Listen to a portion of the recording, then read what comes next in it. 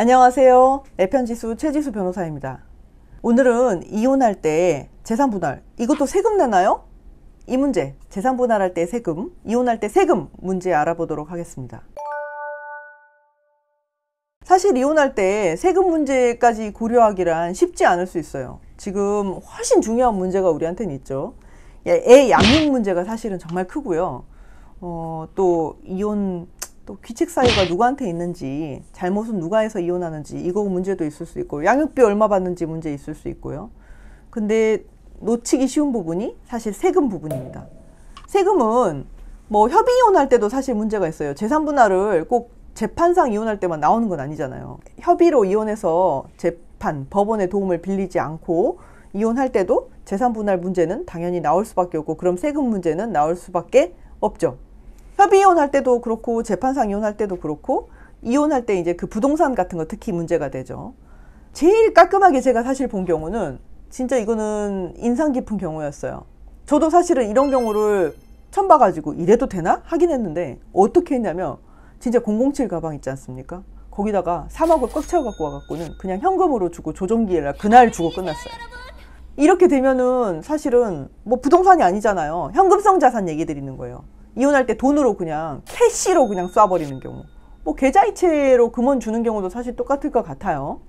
캐시로 쏴버리면 받는 사람 입장에서는 돈이잖아요. 돈. 뭐 이체 수수료나 나올라나? 이게 뭐 취등록세가 있습니까? 뭐가 있습니까? 그렇죠? 그래서 깔끔하게 끝납니다. 주로 문제가 되는 거는 부동산입니다. 이런 문제가 나올 수 있어요. 왜냐하면은 이혼도 증여세나 이런 문제를 피하기 위해서 재산분할로 이혼하는 것처럼 이런 모양새를 만들고, 뭐 세금 면탈하는 경우로 이혼하는 경우도 정말 재산 많은 사람 중엔 때로 있을 수 있어요. 그러면은 세무당국에서는 추적해서 어떻게 하느냐, 이거는 이혼이 아니네, 현실이 같이 살고 있네, 이래서 그거 증여세, 이거 취등록세랑 이런 거 문제 다 해가지고 나중에 세금 부과할 수 있다고요. 자, 근데 지금은 문제는 일단은 재산분할할 때 세금 문제입니다. 재산분할할 때 양도소득세, 결론적으로 양도소득세는 문제되지 않습니다. 그래서 이혼할 때 부동산 등기 이전의 원인을 재산분할로 쓰면 양도세는 일단 나오지 않습니다. 다만 받는 사람 입장에서는 취득세는 나오죠. 1.5% 비율로 취득세는 나옵니다. 원래 3.5% 취등록세인데 재산분할로 받을 때는 이거를 좀 감해줘요. 그래서 1.5%. 다만 재산분할로 부동산을 받은 사람이 팔 때는 양도세를 제3자한테 파는 거니까 내야 될 거 아니에요. 그때의 그 세금 기준은 원래 당초 배우자의 해당 부동산 취득일, 그리고 내가 제3자한테 파는 때, 그때의 기간 동안에 양도 차익을 기준으로 양도소득세를 매기게 됩니다. 그럼 위자료로 받을 때는 어떻게 되느냐? 사실 위자료로 부동산을 받는다고 이렇게 적는 경우는 진짜 변호사의 상담을 안 받았거나 아니면 본인들끼리 그냥 썼거나 이런 경우 아니고서는 드물긴 합니다. 왜냐면 요즘은 이혼 소송으로 이혼을 해도, 우리가 이혼 소송 제기하면 어때요? 상대방도 너도 잘못했잖아 이러면서 막 반소를 제기해요. 그러면 둘 다 싸잡아 잘못했네, 판사는 이렇게 하면서 위자료는 그냥 쌍방 그냥 인정 안 하는 경우가 많아요. 그럼 위자료는 문제되지 않고 재산분할 문제만 남아서 위자료로 부동산을 주는 이런 경우란 사실 현실에서는 뭐 재판을 통하게 되는 경우란 뭐 거의 없어요.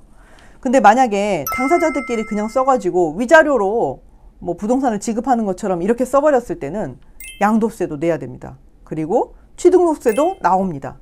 취등록세는 이제 받는 사람이 3.5%나 내야 되고요. 재산분할이 아니기 때문에 1.5%가 아니라 3.5% 나옵니다. 그리고 양도세도 주는 사람도 양도세를 내야 되고요. 그 다음에 제3자에게 팔았을 때 또 그 양도세가 나오는데, 받은 사람이 다시 제3자에게 팔았을 때 그때 그 양도세 기준은 이혼 시, 이혼하면서 지금 위자료로 소유권 등기 받은 거잖아요. 그 등기 받은 때로부터 제3자에게 내가 판 때, 그러니까 기간이 좀 짧겠죠. 그럼 양도 차익이 좀 더 적겠죠. 그거에 따르는 양도소득세를 팔 때 내야 됩니다. 자, 그럼 이쯤에서는 다른 생각을 해볼 수 있어요. 증여로 받으면 어때? 문제가 좀 여러 가지 복잡할 수 있죠. 증여로 받을 때는 부부간 증여는 어때요? 10년간 6억까지 양도세가 나오지 않습니다. 그러면은 그게 좋겠네. 증여로. 근데 이혼하는 마당에 증여로 주고 이거 믿을 수 있나요? 증여로 줬는데 이혼 안 해주면 어떡하죠? 이거에서부터. 왜냐면 이혼은 나중에 강제할 수가 없잖아요. 그럼 이제 나중에 증여를 해줬는데 이혼을 안 해주고, 왜냐면 이혼은 협의이혼 숙려기간이 있잖아요. 또 그 기간 동안에 증여를 해줬는데 집에서 나가라 했는데 이게 안 나가고, 또 그리고 또 이거 이혼은 나중에 사인 안 해주고 이러네. 이런 머리가 아프겠죠. 일단 그게 가장 현실적인 문제고요. 세금 부분으로 봤을 때도 증여가 문제가 있을 수 있어요. 증여 받는 사람 입장에서는 6억까지는 세금이 안 나오네 이럴 수는 있지만, 자기가 이미 집이 있어. 그런 상태에선 자기 취득세 아까 3.5% 기준에서 중과세가 될 수도 있고요. 집이 있는 상태에서 또 받을 때는 증여일 때. 그리고 뭐 아까 말한 현실적인 문제에다 더해서 10년간 6억까지는 증여세가 부과되지 않지만, 그렇게 됐을 때는 세무당국에서 이게 뭐지? 라고 파악하는 그런 시간이 있어야 돼요. 그러니까 이렇게 받은 다음에 5년 동안은 다른 데다 타해 처분하지 못해요. 그래서 내가 받고 나서 이혼하면서 증여로 받았는데 이거를 5년 동안에 계속 보유하고 있어야 되는 문제가 있을 수 있어요. 정리해 드리겠습니다. 이혼할 때 위자료로 부동산을 받는다? 이렇게 하면은 사실상 세금이 많이 나올 수 있습니다. 재산분할로 부동산을 받는다? 그러면 취등록세 이거 1.5% 이거는 내야 됩니다. 그런데 양도세는 재산분할 받으면서 나오지는 않습니다. 그렇지만 제3자한테 팔 때는 양도세가 더 많이 나올 수는 있습니다. 증여로 그러면 받으면 어떠냐?